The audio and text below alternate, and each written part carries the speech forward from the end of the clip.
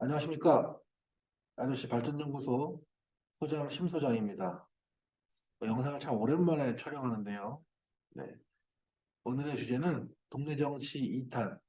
정치에 꿈이 있어도 최대한 늦게 아니면 안 한다고 끝까지 잡아떼야 되는 이유.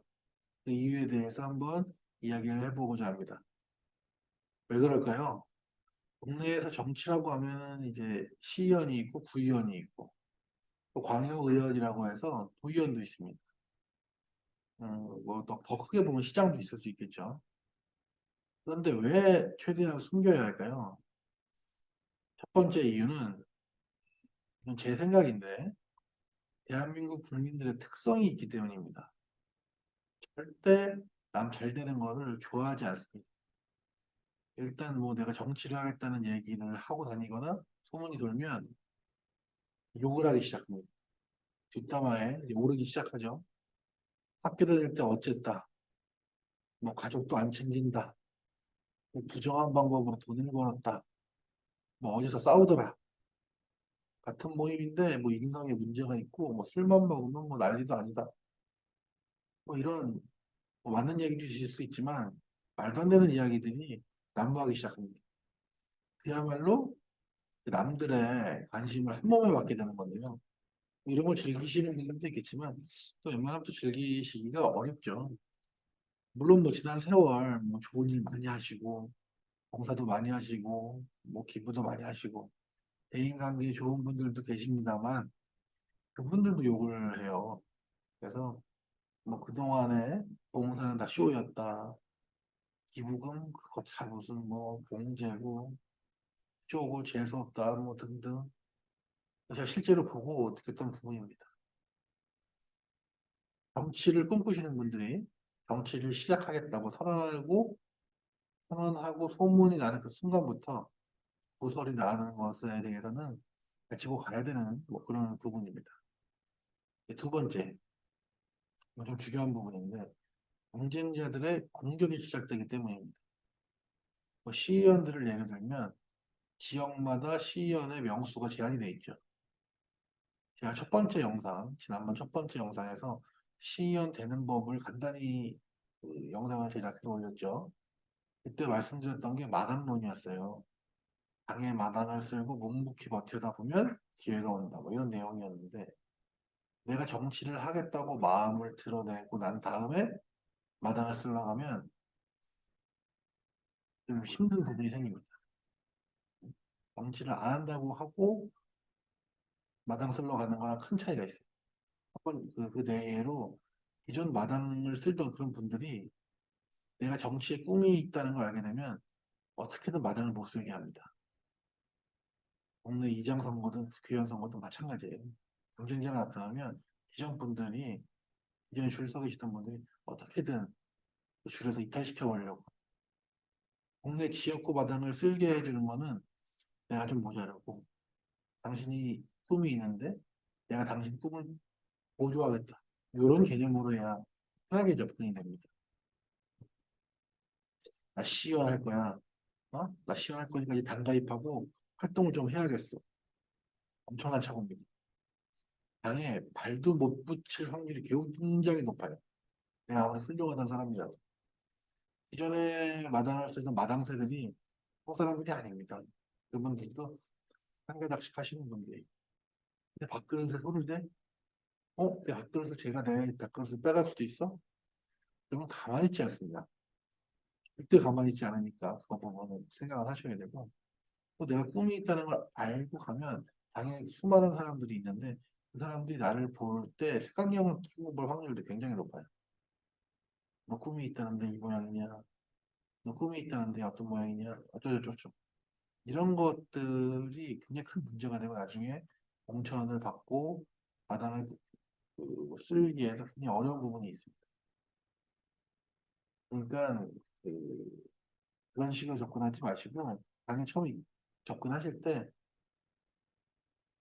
뭐 내가 야당이든 여당이든 상대방 당 누구 때문에 못 살겠다 짜증나서 못 살겠네 이런 컨셉으로 와서 내가 그 사람들 때문에 답답해서 내가 이 당에 와서 잡일이라도 하는 거니까 어? 그렇게 아쉬워 뭐 이런 식으로 접근을 해야 사람들이 편하게 오고 같이 그 누군가를 욕해주고 하면서 이제 관계 형성이 되는 거죠. 지역구마다 그 당에서 하는 행사들이 많습니다. 행사도 있을 수 있고, 뭐 등산을 할 수도 있고, 아니면 봉사를 할 수도 있고, 이런데 그 당의 밴드나 페이스북 같은 SNS 확인하시면 그런 거 나오니까요. 그걸로 참여하셔서 시작하시면 좋을 것 같습니다. 자, 정치를 시작하는 과정에서 절대 정치를 하겠다고 먼저 얘기하고 다니면 안 되는 세 번째 이유는 환경이 어떻게 될지를 모르기 때문입니다. 좀 카톡 좀 끌게요. 이 환경이 어떻게 될지 모른다. 이것은 일단 내가 정치를 하겠다고 선언하는 순간, 그리고 내가 당을 선택하는 순간, 그 나에 대한 이미지와 나의 대응 당 색깔은 영원히 변하지가 않습니다. 같이 가야 됩니다.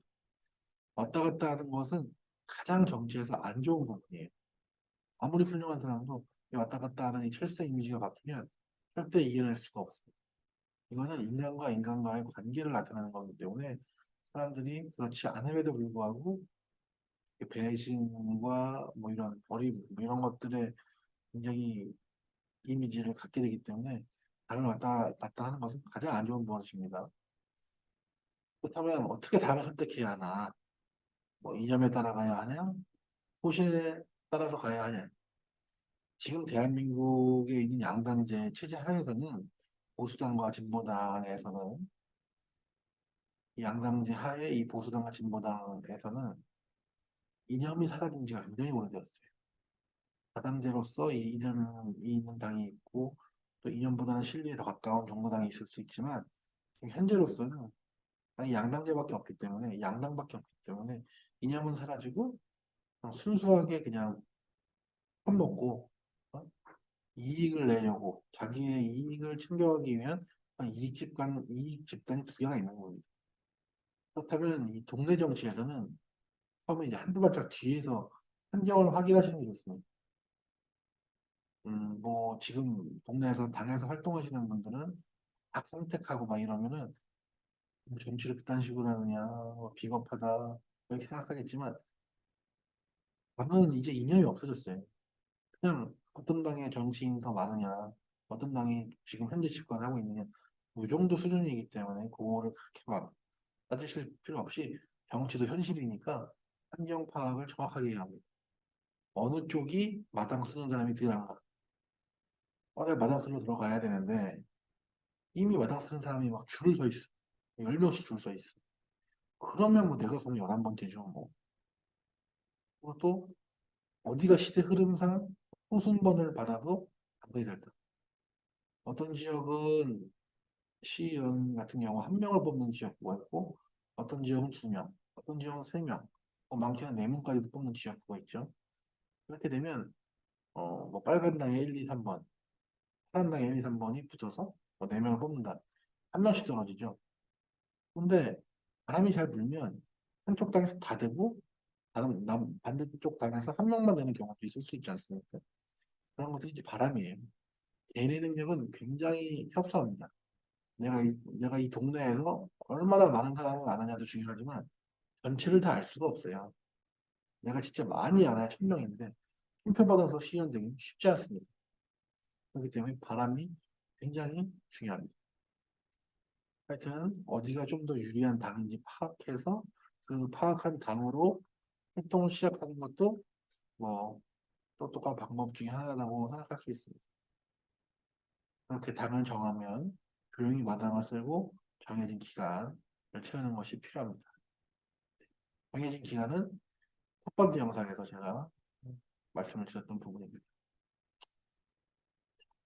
오늘은 이제 짧게 이 정도 해서 정치하겠다고 먼저 떠들고 다니면 안 되는 이유에 대해서 정리해 봤습니다. 최대한 숨기시고 척하시고 순수한 척 하시면서 또 모자란 척도 좀 하시면서 나 당신의 호구가 되겠소. 이 컨셉으로 접근하셔서 동네 정치, 동네 정치 시작하시기 바랍니다. 다음 영상에서는 그 동네 정치의 마지막 중앙당에서 날고 기던 사람들이 왜 동네에 내려오면 더 날개를 펴지 못하고 쪼그라드느냐에 대해서 올리도록 하겠습니다. 감사합니다.